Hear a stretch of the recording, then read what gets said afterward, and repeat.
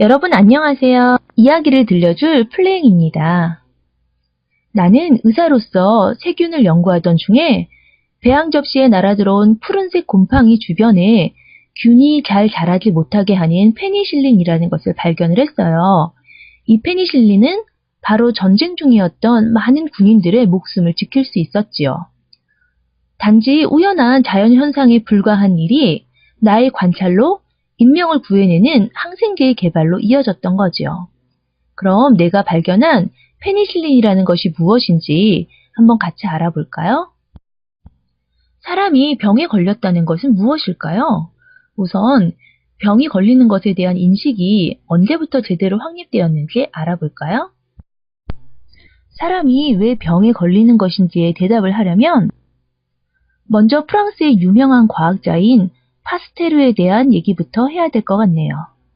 여러분들이 마시던 우유를 냉장고에 넣어두고 다음날 꺼내서 마실 수 있는 것은 바로 이 파스테르가 생각한 저온 살균법에 의해서랍니다.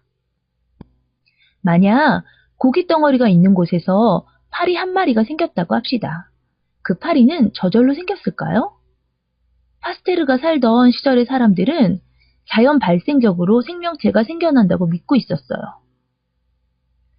분명 아무것도 없었는데 구더기가 꿈틀대더니 파리가 돼서 날아가니까요.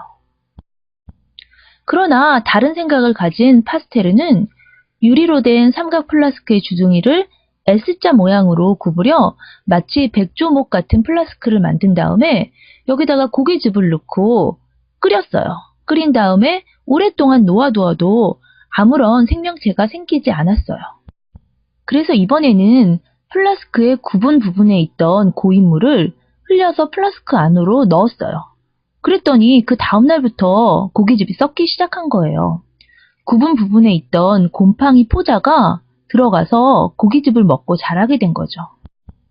파스테르는 이 간단한 실험으로 생물체는 자연 발생하는 것이 아니다라는 것을 발표를 하고 눈에 보이지 않는 미생물에 대한 연구를 하기 시작했죠.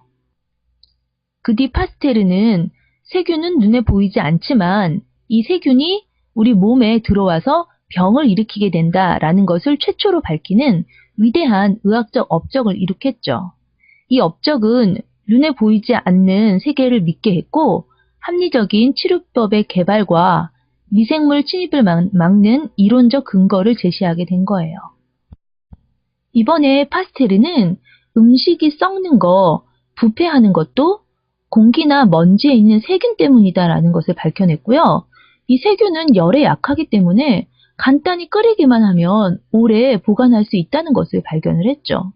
이 간단한 방법으로 우리가 지금도 여러 가지 음식을 저장해서 먹을 수 있게 되었어요. 이런 파스테르의 발표는 많은 학자들이 질병과 발효 과정을 연구하는 계기가 되고요. 특히 독일의 코흐라는 과학자는 탄저균이라는 균을 발견을 하고 병을 일으키는 병원균이 4가지 특징이 있다라고 발표를 했어요. 병원균은 그 병을 일으킨 동물체의 존재를 해야 하고 그 동물체에서 그 균이 분리돼야 한다라고 얘기를 했고요. 그 분리된 균을 건강한 동물에게 주입을 하면 같은 병이 나타나야 하고 그 동물에게서 다시 같은 병원균이 분리돼야 한다라고 얘기를 했어요. 여러분 이미 다 알고 있는 거라고요?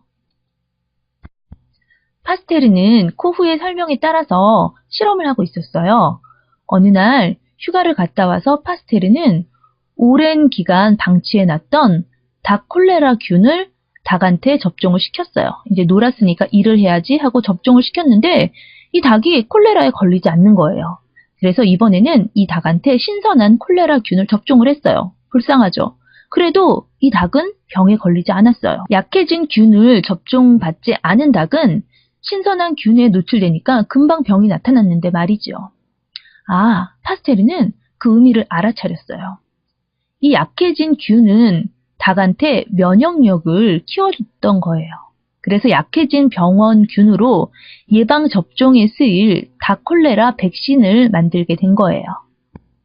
백신을 투여하면 죽은 균이나 살아있는 균이 몸에 들어오잖아요. 그랬을 때 백혈구가 균과 싸우는 현상을 뭐라 그러냐면 면역 반응이라고 하는데요. 파스테르의 뒤를 이은 라이트경은 장티푸스 백신을 개발을 했어요.